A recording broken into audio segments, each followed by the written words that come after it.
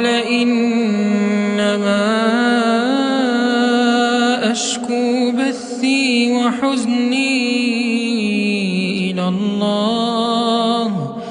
قال إنما أشكو بثي وحزني إلى الله وأعلم من الله ما لا تعلمون